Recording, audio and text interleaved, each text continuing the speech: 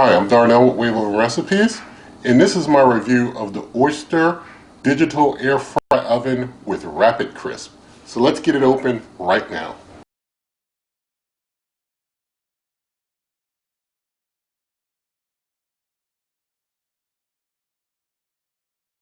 Now first I want to point out that this is the 12 function model of the cooker. They make another one that is like an older model that has like 9 functions, but this one is the newer 12 function model. And I'll show you the cord. It's just like a very short, like maybe a couple feet long polarized plug. It is not a 3-prong grounded plug that they offer. And just to show you some of the accessories that come with this unit, there is a bake pan. This bake pan can slide onto a rack by itself.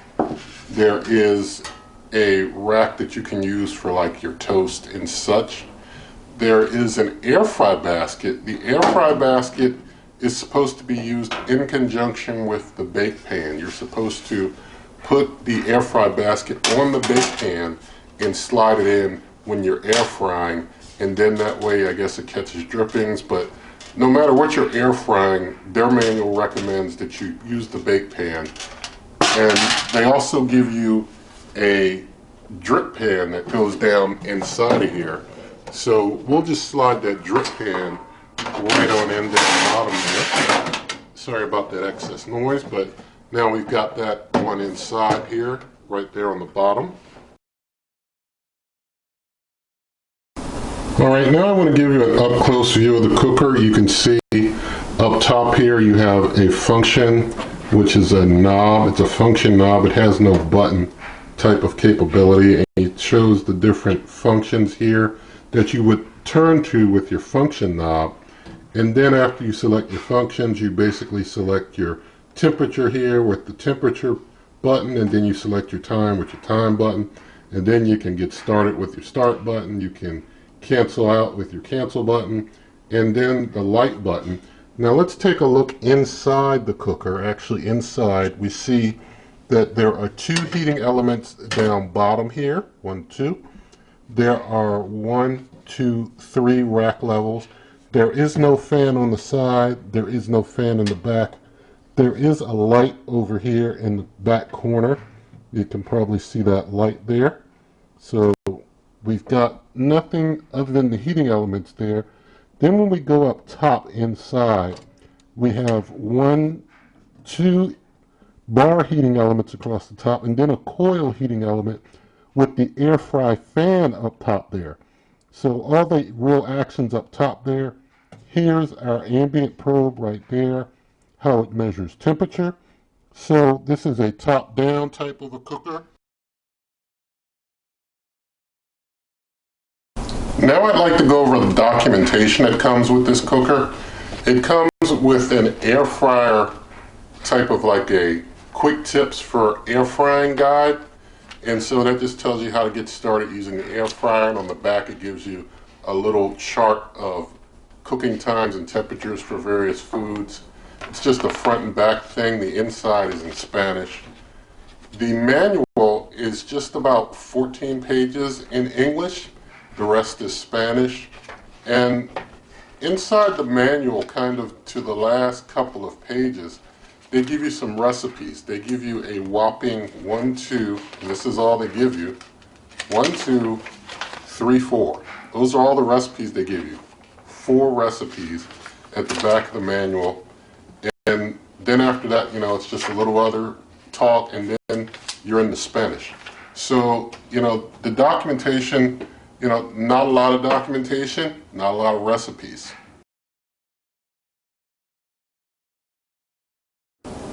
And this cooker is 1700 watts, just a little less than you can basically get for any household appliance.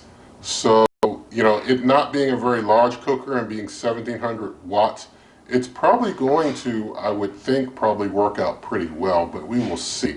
The max temperature for this cooker is 450 degrees Fahrenheit, and we'll see when we're checking some more things after it's plugged in, what maybe its minimums are and some things of that sort. And I just want to take a moment to show you around the sides and back of the cooker. You can see on the sides you've got a lot of air holes on the sides. On the back you've got just a air vent right there that kind of points upward. And that's all the air vents, or air holes there are on the cooker. And they mentioned for safety to make sure that you give this cooker 6 inches of clearance all the way around. 6 inches of clearance on all sides, top, sides, everywhere. 6 inches of clearance.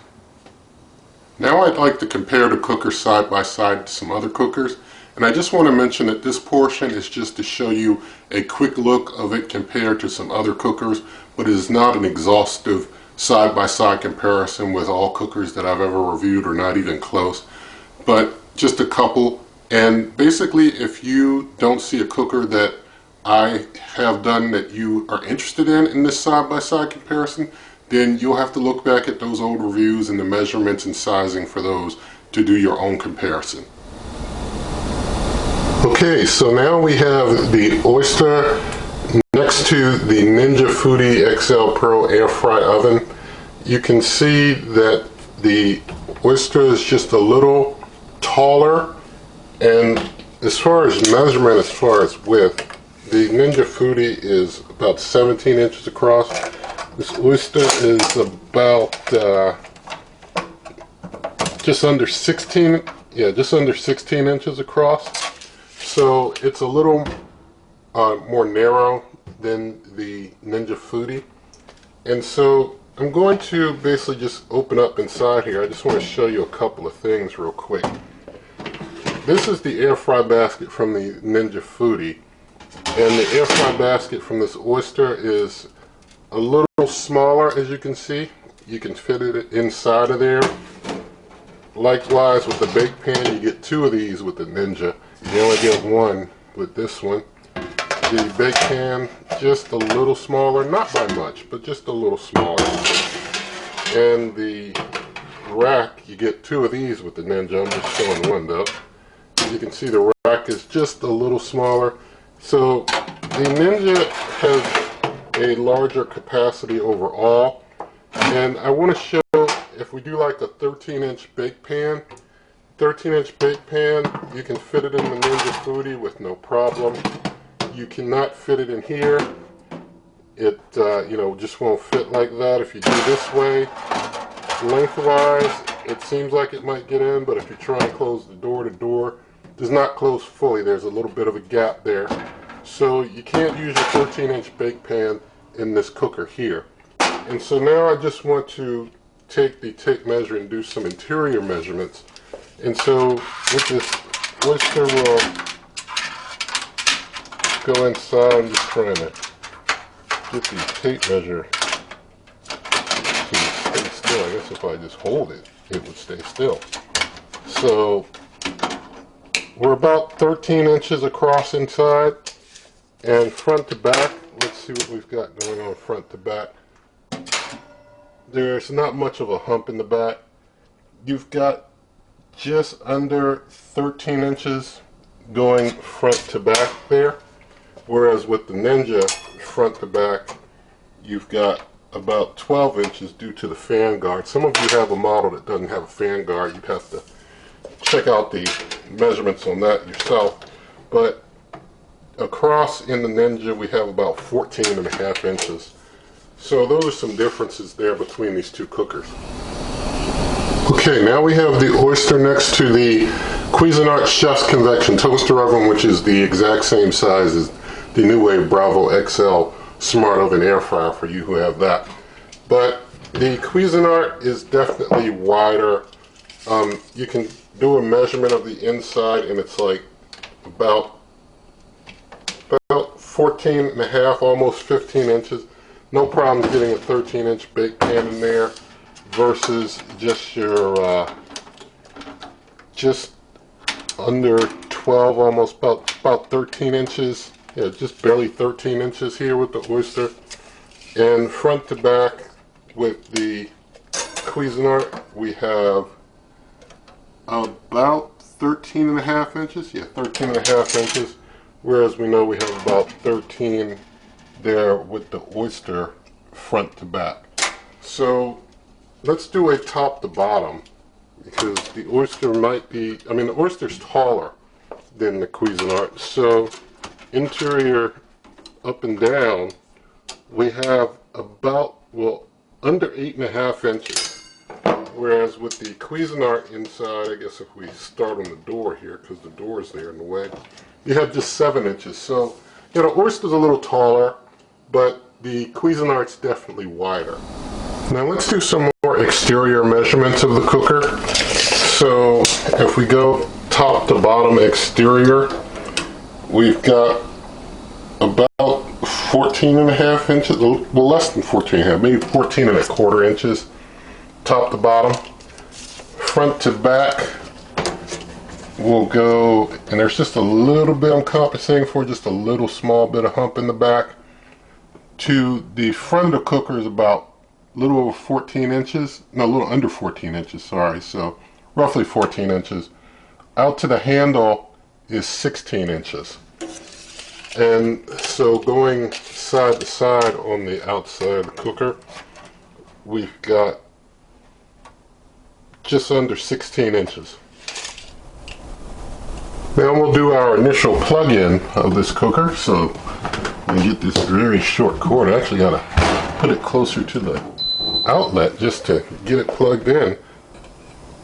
So when we plugged it in, it beeped. It starts out on air fry at 400 degrees Fahrenheit, 25 minutes.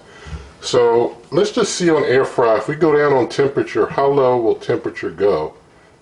And so it goes down to 250 minimum. And I'm going to take it up, and it goes up to a max of 450. But let's go to toast. That's the next function. You can put in like your number of slices and your shade here. This is kind of like your shade. Well, you don't do number of slices, sorry, it's just really a shade selector, because whether you do time or shade, it's just really adjusting shade and giving you a time based on the shade that you're selecting there. Then we go to next is bake. This is bake without convection. Then the next function is a convection bake using the convection fan. And then there's the broil function. Let's see if broil can go down to, well, broil can go down to 250 degrees Fahrenheit as well, up to 450. And then we'll go down to dehydrate. Now dehydrate can go down to 115 degrees Fahrenheit. Dehydrate goes down to a minimum of 115. And dehydrate, we'll see where it maxes out at in a moment. Maxes out at 200 degrees Fahrenheit. And for time on dehydrate, let's just see how much time we can put on here for dehydration. We can go up to 12 hours. So it doesn't go any further up than 12 hours.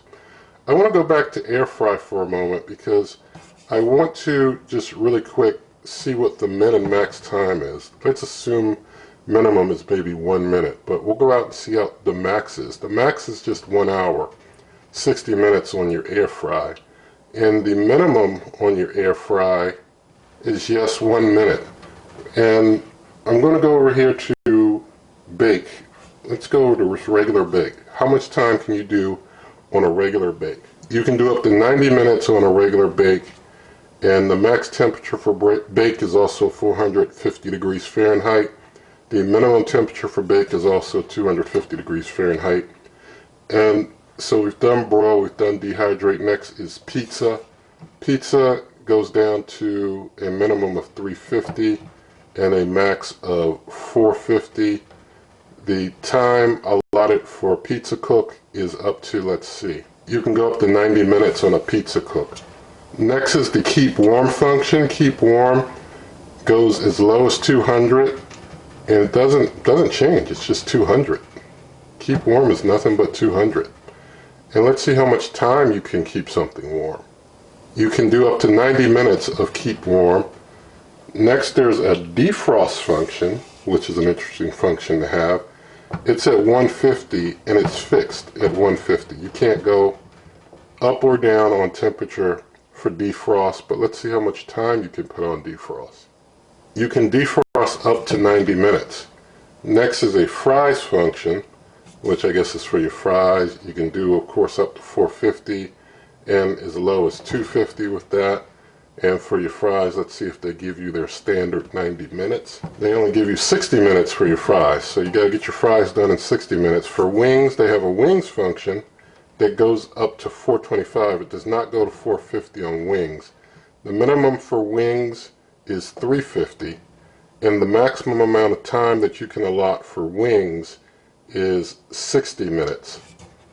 Now, veggies is the next function, and if you're cooking your veggies, you can max out your veggies at 425, or you can go down as low as 250 degrees Fahrenheit, and you can cook veggies for as long as, let's see, up to 60 minutes for cooking on your veggies. Now, I just want to go really quick over here to air fry, and with air fry, I'm just going to, with the 25-minute setting, hit start, and you see when it starts, it just starts counting down. There is no built-in preheat. On bake, I'm just going to hit start with bake. Bake just starts without any preheat. So if you want to preheat, you've got to add time yourself to do your own preheat, kind of build your own preheat in if you want to preheat. But this is just going to start cooking without any preheating at all. And just hitting the light button here, you see the light comes on there. And I'm going to show again with bake. While bake is running, you know, with cancel it'll stop things completely, but if I open the door, it doesn't stop. So there is no pause feature in this cooker at all. You have no means to pause a cook. And while the cooker is cold, I want to show you, for basically toast, if you have, let's say, 4 slices or a shade of 4, it basically does 6 minutes 30 seconds. We'll see if, you know, after we have it heated, if it automatically adjusts itself. But just to confirm for you, the 4 is shade, it is not slices. There is no option in this cooker to select a number of slices when you're toasting, just to do a shade. Alright, we're going to do a little temperature testing now. I've got my iGrill 2 here to measure temperature with independently, and I've got the ambient probe on the second rack level up of the 3. So trying to get it kind of in the middle there, even though their ambient probe's up higher.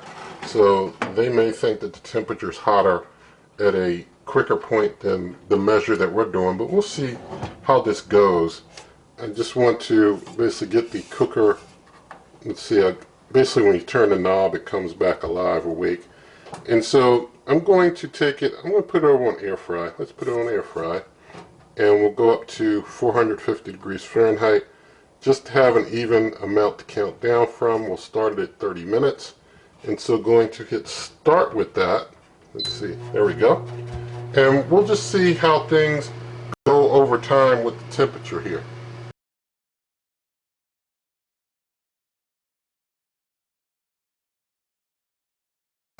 So the cooker's been running for almost 5 minutes. There's almost 25 minutes left, but it's been running for almost 5 minutes. It's nearing 400 degrees Fahrenheit on the iGrill 2 ambient probe. I'm touching the top, and you know, it's like I can, you know, my hand's not burning. You know, the side, you know, not too hot there.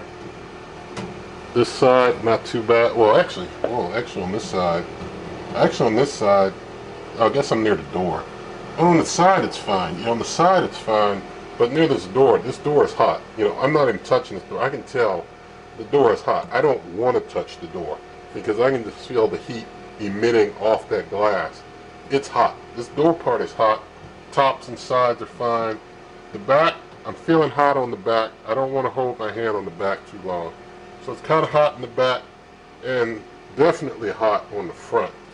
But it's up to about 430 on the ambient probe now, and things have been running for about 6 minutes. We'll see how much longer it takes to get 450 if we do, or when we do, on the ambient probe here. But you can hear the air fryer fan in there running. It's not too loud, it's not too bad. Basically, it's not adjusted at all. The fan hasn't changed as if it's reached temp and needed to like stop to try and cool itself down or anything. So I haven't heard any adjusting in the fan, or maybe the heating elements are adjusting. I did just hear the fan just kind of adjust maybe a little bit, and I'm at 449 on my ambient probe, so I think it probably did just do a little adjustment to maintain temp, but it does basically reach 450. I mean, their probe, ambient probe, is just a little higher than mine. It reached 449, and now it's starting to go down. It's down to 440, so it's trying to regulate itself down a little bit from where I thought it was at 450. And for where its probe is placed, yeah, it's definitely 450 up there where it's placed. So it does, basically achieve the target temperature that you want to achieve. So let's cancel things now that it's been running for a while. It still was coming down in temp some. It was down to like 428 when I stopped it. But on the toast, we see that toast basically is still showing, for basically shade 4, it's showing 6 minutes 30 seconds. If you hit start, oh, actually it came down. Look at that. When I hit start, it came down. So, it's showing what it would have done for cold. But when you hit start, it does realize that the cooker is hot, and it brings the time down accordingly. That's cool. It recognizes it's hot, and it doesn't want to burn your toast up. If I go back to air fry, it did not remember my 450 30 minutes that we just did on our test. So, this is probably where it defaults to on toast anyways, like shade 4. So it didn't really remember where I had it. It just, probably its default setting, but it doesn't seem there's a memory. I go back to air fry where I was just at, and I don't have what I had set earlier. So whether you have this unplugged or not, it doesn't remember anything apparently. Now I'm going to do a toast test. This is some homemade cinnamon bread that I made, so that's why it's got, it's a slightly darker shade than white bread because it's got some cinnamon in it, and because of the cinnamon it didn't rise very much, so it's almost the size of your store-bought bread in this case. But I'm going to go ahead and put the bread in here. You're supposed to use this middle rack level when you're toasting, and so going to set these on the rack like so and close things up, and going to go ahead and hit start. And the cooker was already still a little warm from testing earlier, so since it's still hot, it did adjust. It earlier when we checked it, it was down in the 3-minute range. Now it's like up just over 4 minutes, because I guess it knows exactly how hot things are, and so it's calibrating its toast for that, and so that's real nice. And so we'll see how this toast turns out. And our toast time's coming to an end, so opening up here, look at that, some nicely cooked toast. Let's get that on out of here. It looks pretty good to me. I think it did a decent job with the toasting. And if we flip the toast over on the other side, didn't get cooked as much as the top. Got a little bit on the other side. So that's how it does with toast. It can, do a decent job with your toast, not doing both sides as evenly maybe as a pop-up toaster would, but all the same, you got yourself toast. And I did want to show with the toast, you can go up to shade 7, which would take you 12 minutes 30 seconds, or as low as 1, which is minute 35 seconds. Now I want to do a bake test with some crescent rolls, so I'm going to get these rolled out and put them onto the bake pan here. Alright, so I've got all my crescent rolls out, and the cooker is still a bit warm, but I'm going to put these on the middle level here. They say for baking, just use basically your best judgment for what you want to use. So I'm just going to use the middle. And using the bake function, I'm going to up it to the 375 and bring the temp down. It's supposed to take 9 to 12, probably won't take 12, but I'll put 12 anyway, and hit start. And when these look like they're done, we'll get them on out of there. Okay, so 8 minutes have passed, and they look like they're done in there to me. So I'm going to go on in and get them on out. So I'm going to open the cooker, and there's no pause. And so they look good. So I'm just stopping it there. I'm going to basically, the handle is not hot, but the door itself is very hot. Let's see if I can get them off. The pan, you can see, is not very, not very sticky. It's a good non-stick pan, which I wanted to check out with these crescent rolls. So nothing really stuck too much. The bottoms did get a little more done than the top, but they didn't burn all the same. So we got some crescent rolls here, and they look pretty decent.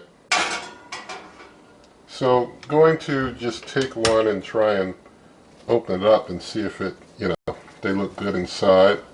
Yeah, they're good and done inside, so just going to blow it and thank God for a good crescent roll and just do a quick taste.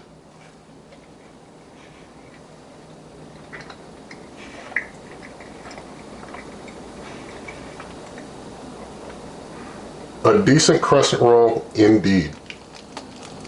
Alright, so we're going to try that fries feature with some frozen waffle fries.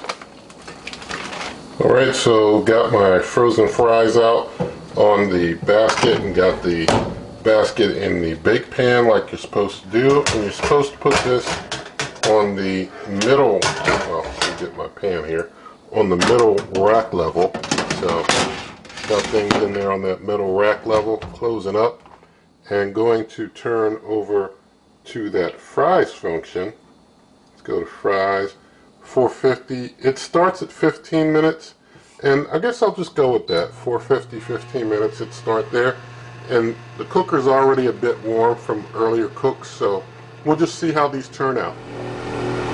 Alright, it's been going for 13 minutes, and things look like they're done. I think I overcooked my fries in 13 minutes, so I'm turning it off there. I think I let them go a little too long. They were looking like they were about done earlier, but I basically overcooked my fries in 13 minutes. So it can cook the fries, but you gotta keep a sharp eye on them, or you're going to overcook your fries, as I did in this case, but that's okay.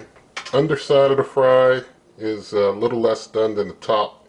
That's because that bake pan is going to impede some of the airflow.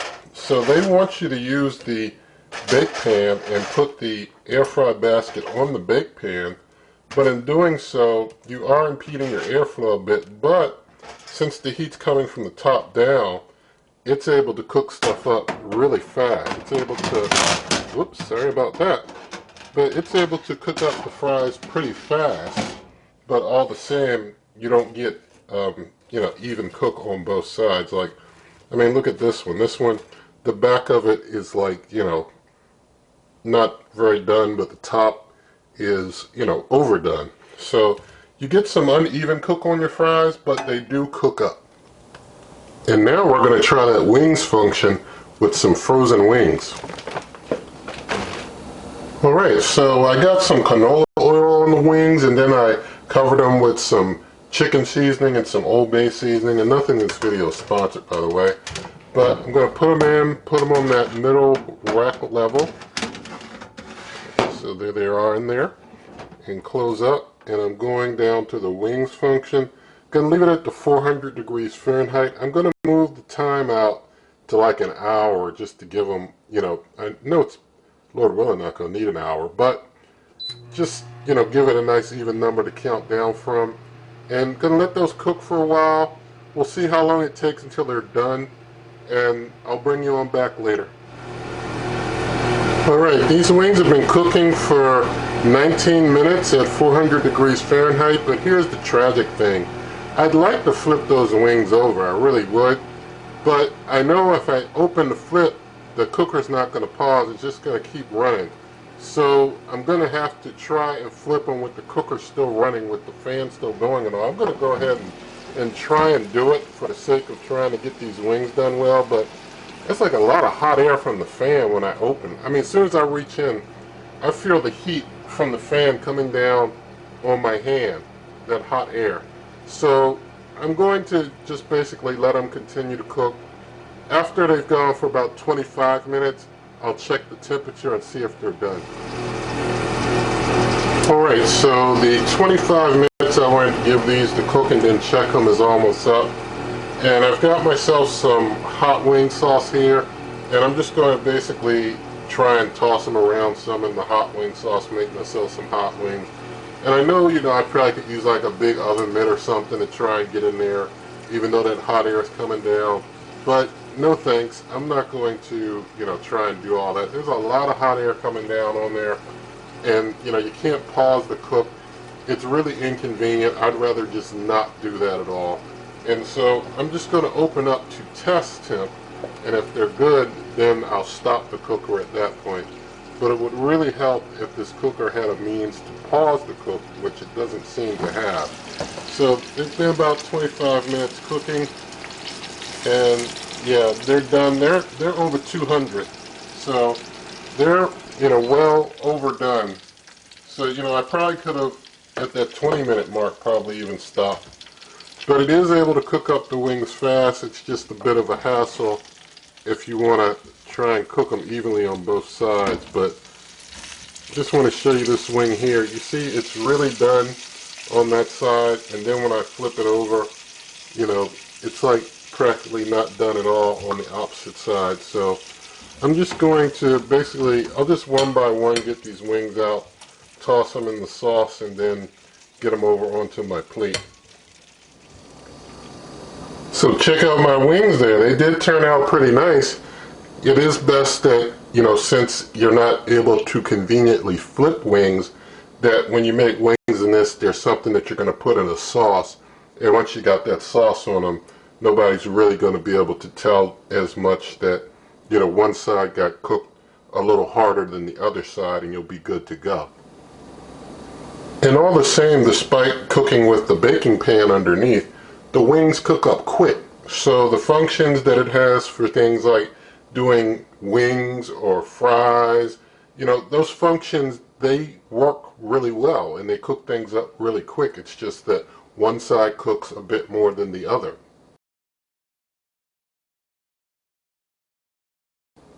Now let's talk about cleaning this cooker. The bake pan, the air fry rack, and the wire rack are all dishwasher safe on the top rack only.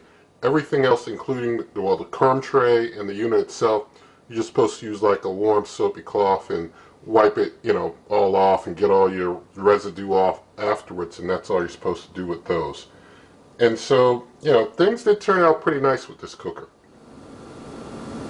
So let's talk about the warranty with this cooker. It comes with a 1-year warranty. And so, with that, if you want to extend that or whatever, that's your option through other means. But overall, the cooker can cook everything you throw at it because of its design with the bake pan. It doesn't cook the bottom side as well. But it cooks things up quick. Whatever you throw at it, it's going to cook it up quick regardless. A lot of cookers that have a bake pan underneath when they're air frying and such, because of their design having a fan on the side or something, don't cook things up very quickly. This one does only 1700 watts instead of 1800, and it still knocks stuff out in pretty good time. So, it's a pretty decent cooker overall, but it has some things that it's missing, like the pause feature, which is a nice thing to have. But, doesn't have memory, but still, all the same, it's up to you. And so with all of that said, you can find plenty of recipes for air fryers and other cookers on my blog at superwaveovenrecipes.com. You can find a referral link for this cooker in the video description. You buy through that link and you pay the same price you would pay even without the referral link, but you help this channel when you use that referral link. Also, there are other ways in the video description to help this channel. And with all that said, if you like this video, please give it a thumbs up, share the video with a friend, leave your comments, subscribe, hit that notification bell, and good eating.